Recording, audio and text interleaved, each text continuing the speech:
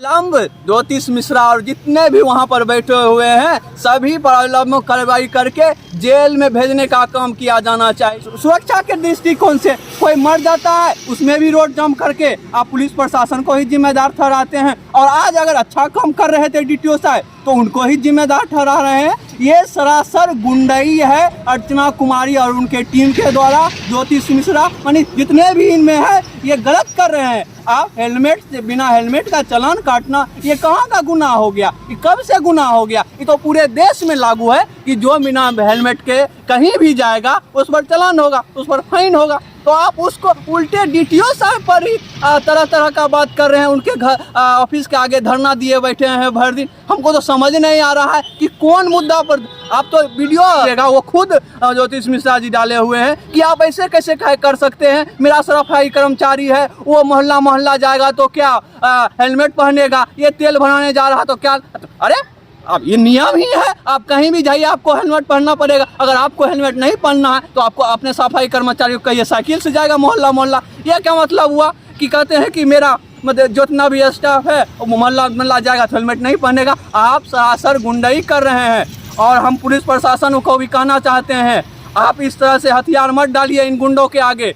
आपने बेहतरीन काम किया है, अच्छा काम किया है डीटीओ साहब। अगर कोई हेलमेट पहन के नहीं जाता है तो उसको जरूर चालान होना ही चाहिए। यह क्या बात हुई? और इनके सामने झुकिए मत, इन पर कड़ी से कड़ी FIR होना चाहिए। जितने भी आदमी हैं सब पर FIR होना चाहिए और सब पर आप ये कह के करना चाहिए कि आपने गलत किया है, आप गलत का साथ दे रहे हैं, सरकारी काम में बाधा पहुँचा रहे हैं ना डीटीओ साहब का ऑफिस के सामने। वो एकदम वहाँ का विषय है, वो वहाँ पर राजस्व की है, वहाँ पर आप नहीं कर सकते हैं, ये भी नियम है। आप उल्टा वहाँ पर धमकी दे रहे हैं कि यहाँ से कल से कचरा गिरवा देंगे। अरे भाई शहर का हाथी जम हो जाएगा।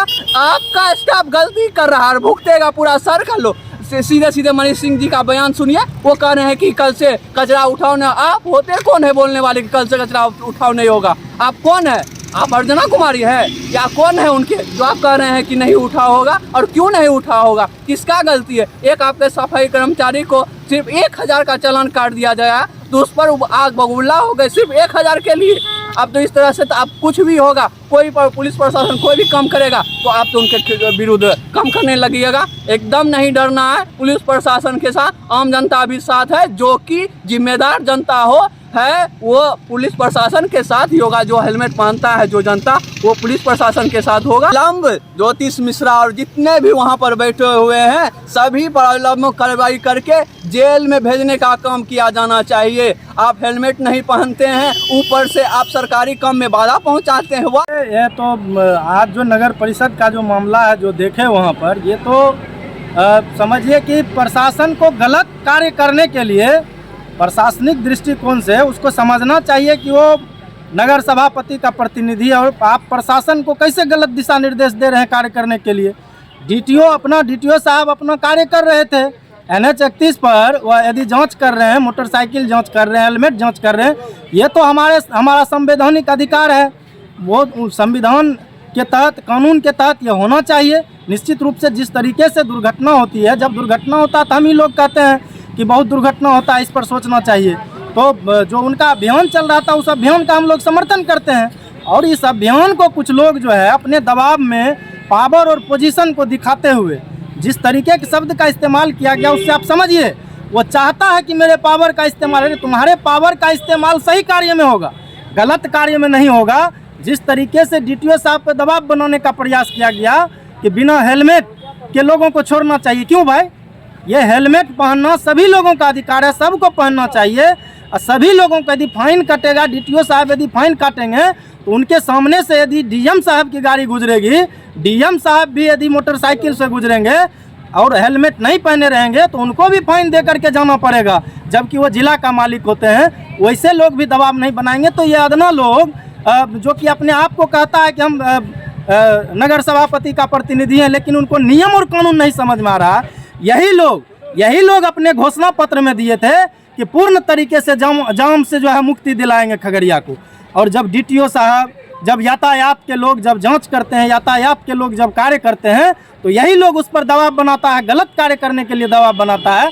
यह कहीं से उचित नहीं है। और ऐसे लोग यदि प्रशासन को गलत कार्य करने के लिए बाध्य कर रहा है तो प्रशासन को भी बाध्य होकर के ऐसे लोगों के खिलाफ आना चाहिए और इसको सरकारी कार्य के उल्लंघन के तहत इस पर FIR दर्ज होना चाहिए, क्योंकि कानून के साथ ये लोग खिलवाड़ कर रहे हैं। कानून को कोई नहीं बदल सकता है और ये लोग कानून बदलने का प्रयास कर रहा है कि हम लोग खास लोग हैं, हम लोगों की बात को सुना जाए, हम लोग गलत भी कहें तो हमारी बात को सुना जाए, जो कि कानून में कहीं से भी वैध नहीं है।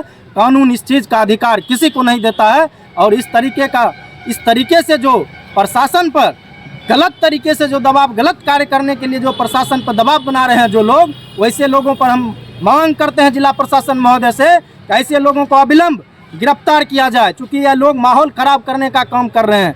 सफाई कर्मी को ये झूठ मूठ से भड़काने का प्रयास कर रहे हैं। ये लोग पूर्ण रूपेण से जो है दंगाई इन लोगों का प्रवृत्ति रहा है, पूर्व में भी रहा है। ये लोग दंगाई हैं। इन लोगों का जब गलत कार्य नहीं होता है तो ये लोग प्रशासन पर, आम लोगों पर ये लोग दबाव बनाते हैं, इसलिए ऐसे लोगों को अविलंब गिरफ्तार करना चाहिए। निश्चित रूप से ये लोग, हम तमाम लोग खगड़िया के लोग देखे थे कोरोना काल के समय में, जब सभी लोग को सुरक्षित रहने का दिशा निर्देश था, सभी लोग सुरक्षित रह रहे थे, तो नौनिहाल बच्चों को ये लोग, तो ये माफिया है, ये कोचिंग संस्थान माफिया है।